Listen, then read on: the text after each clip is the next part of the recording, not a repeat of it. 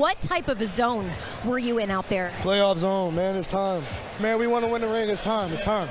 I don't believe in ceilings.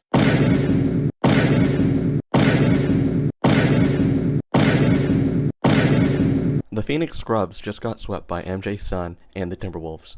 This is one of the most embarrassing sweeps I've ever seen. Heading into the season, the Suns had championship aspirations, building the super team of Kevin Durant, Devin Booker, and Bradley Beal.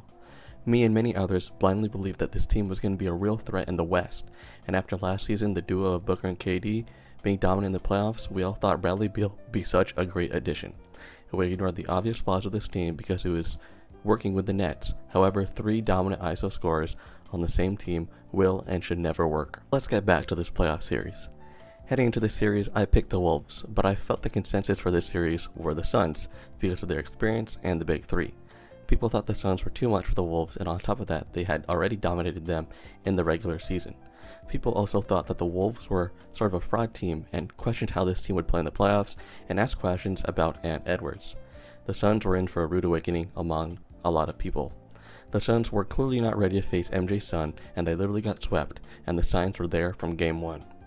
The Wolves' defense was too good, it was too pesky, and it was too bothersome for the Suns' Big Three. If one of those guys were being locked up, then they weren't winning the game, and clearly, they didn't win any games. The Big Three were overwhelmed with their depth and the star power of Anthony Edwards.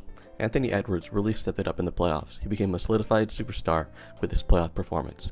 He became the best shooting guard in the league and snatched that title away from Booker right in front of him for the whole world to see. All questions about him being a number 1 have been silenced, as he was undoubtedly the best player in the series. The perimeter defense for this team was too much fun to watch. It was some of the best defense I've ever seen in my entire life. The pressing, the rotations, and the cutting on pass lanes led to a lot of turnovers for the Suns that helped swing the tide in the Timberwolves' favor. Rudy Gobert was good defensively and proved why he is Defensive Player of the Year. Cat played well, and Jaden McDaniels emerged as a star in the series, as Ant wasn't lying. The Timberwolves look like an absolute threat to any team they face and have a chance to make the finals. This series also felt like the Celtics-Nets 2022 series all over again. The Suns now arguably have the worst future in the entire league. They only have 2 second-round picks for the rest of the 2020s, and they are locked into some of the worst contracts with Bradley Beal with no trade clause. An aging isolation scorer that can't do much else is now stuck on your roster. They should have kept a true point guard like CP3, and maybe he could have cut the lead in this series with a 3.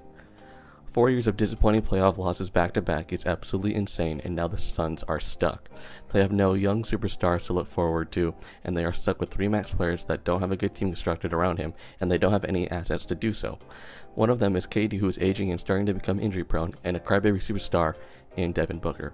The Phoenix Scrubs are cooked, and the only way to get out of it is if they trade KD and D-Book, but we'll see if that happens. This is arguably the worst series loss I've ever seen, and the Suns are absolutely cooked.